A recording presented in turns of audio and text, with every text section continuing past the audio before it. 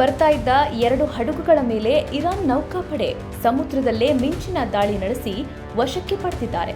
ಹೌದು, ಹಾರ್ಮುಜ್ ಜಲಸಂಧಿಯಲ್ಲಿ ಭಾರತಕ್ಕೆ ಬರ್ತಾ ಇದ್ದ ಎಪಾಮಿನೊಂಡಾಸ್ ಮತ್ತು ಎಂಎಸ್ಸಿ ಫ್ರಾನ್ಸಿಸ್ಕಾ ಎಂಬ ಹಡಗುಗಳನ್ನು ಇರಾನ್ ನೌಕಾಪಡೆ ಸಿಬ್ಬಂದಿ ತಡೆದು ವಶಕ್ಕೆ ಪಡೆದಿರುವ ವಿಡಿಯೋಗಳನ್ನು ಇಸ್ಲಾಮಿಕ್ ರೆವಲ್ಯೂಷನರಿ ಗಾರ್ಡ್ ಕಾರ್ಪ್ಸ್ ಬಿಡುಗಡೆ ಮಾಡಿದೆ.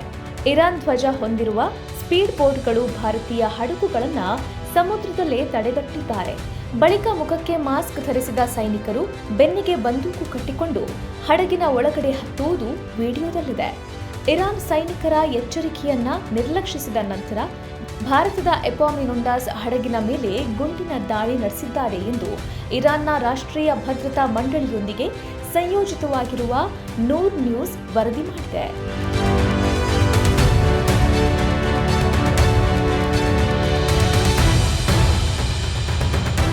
ಯೂಫೋರಿಯಾ ಎಂಬ 2ನೇ ಹಡಗಿನ ಮೇಲೆ ಗುಂಡು ಹಾರಿಸಿದ ನಂತರ ಅದು ನಿಂತಿದೆ. 3ನೇ ಹಡಗು ಎಂಎಸ್ಸಿ ಫ್ರಾನ್ಸಿಸ್ಕಾ ಮೇಲೂ ದಾಳಿ ನಡೆದಿದೆ. ಇಸ್ಲಾಮಿಕ್ ರೆವಲ್ಯೂಷನರಿ ಗಾರ್ಡ್ ಕಾರ್ಪ್ಸ್ ನೌಕಾಪಡೆ ಇಂದು ಬೆಳಗ್ಗೆ ಹಾರ್ಮುಜ್ ಜಲಸಂಧಿಯಲ್ಲಿ ನಿಯಮ ಉಲ್ಲಂಘಿಸಿದ 2 ಹಡಗುಗಳನ್ನು ಪತ್ತೆ ಹಚ್ಚಿ ನಿಲ್ಲಿಸಿತು. ಎಂಎಸ್ಸಿ ಫ್ರಾನ್ಸಿಸ್ಕಾ ಜಿಯೋನಿಸ್ಟ್ ಆಡಳಿತಕ್ಕೆ ಸೇರಿದ್ದು ಎಪಾಮಿನೊಂಡಾಸ್ ಕಡಲ ಭದ್ರತೆಗೆ ಅಪಾಯವನ್ನು ಉಂಟು ಮಾಡುತ್ತಿದೆ ಎಂದು ಗಾರ್ಡ್ಸ್ ಹೇಳಿಕೆಯಲ್ಲಿ ತಿಳಿಸಿದೆ.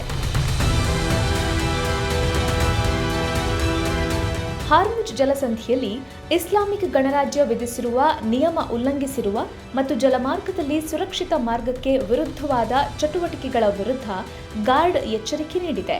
ಅಮೆರಿಕ ಅಧ್ಯಕ್ಷ ಡೊನಾಲ್ಡ್ ಟ್ರಂಪ್ ತಾತ್ಕಾಲಿಕ ಕದನ ವಿರಾಮವನ್ನು ಅನಿರ್ದಿಷ್ಟವಾಗಿ ವಿಸ್ತರಿಸುವುದಾಗಿ ಘೋಷಿಸಿದ ಬೆನ್ನಲ್ಲೇ ಈ ಘರ್ಷಣೆ ನಡೆದಿದೆ.